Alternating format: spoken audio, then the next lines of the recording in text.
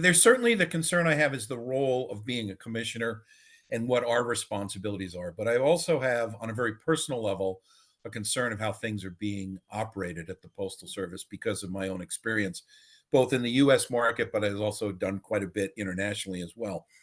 Um, I've been through this. I have been through opening new facilities, shifting volumes between major facilities. I know how that's done. I know what the procedures are.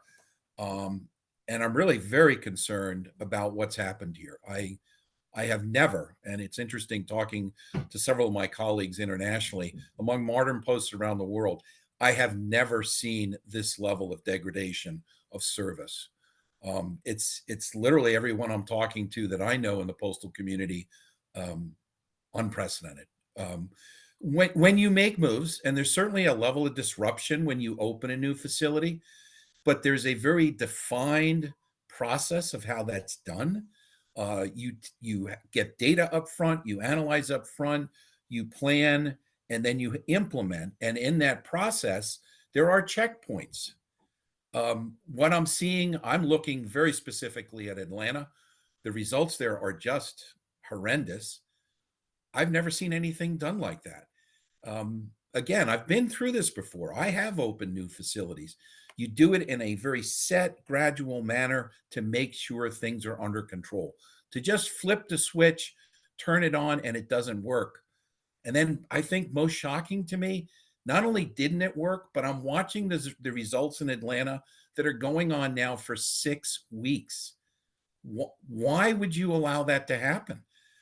Under the old facilities in Atlanta and North Atlanta, where it was being processed, it wasn't fantastic scores, but they were reliable. They were in the high 80s to 90% range for first class mail.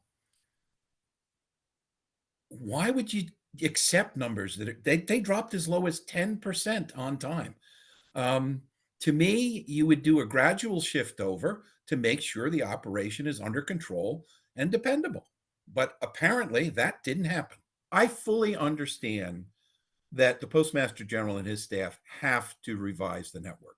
When you go from 213 billion pieces of mail to barely 100 billion, you obviously can't run the network the same way. So a redesign of the network, I have absolutely no problem with that at all. It has to be done to keep service and to be operationally efficient. No problem.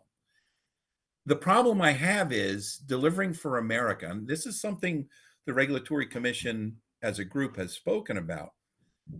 The terminology we call it is lack of transparency. As somebody who's worked in the postal sector for 45 years, um, that plan, it's high level, it's it's fancy, it's pretty. It doesn't have depth of information. So to actually say, will the specific plan work? I don't know. I don't know enough about what they actually plan to do. We have inquired a number of times.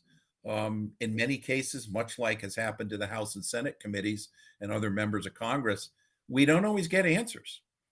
And so we don't have enough depth of knowledge to really fully understand how this is going to be implemented. What are the specific actions and what should happen? To me, at this point, because I don't know the depth of their plan, it's not only I don't know the plan. Again, having been through this, I was part of the team that created the corporate automation plan in 1988. So I know what it is to build a plan, and it starts with in-depth analysis, good data. You really have to understand what's happening, and then you build a plan. You don't build a plan based upon an opinion or a thought. When you're an organization of this size, it's got to be data driven, very analytical. I've never seen that. I don't know. They may have done it. I've never seen it.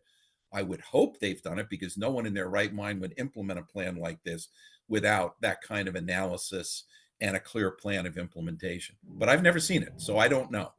I guess my best assumption is they've done it, but I don't know about it. Again, I want to be clear.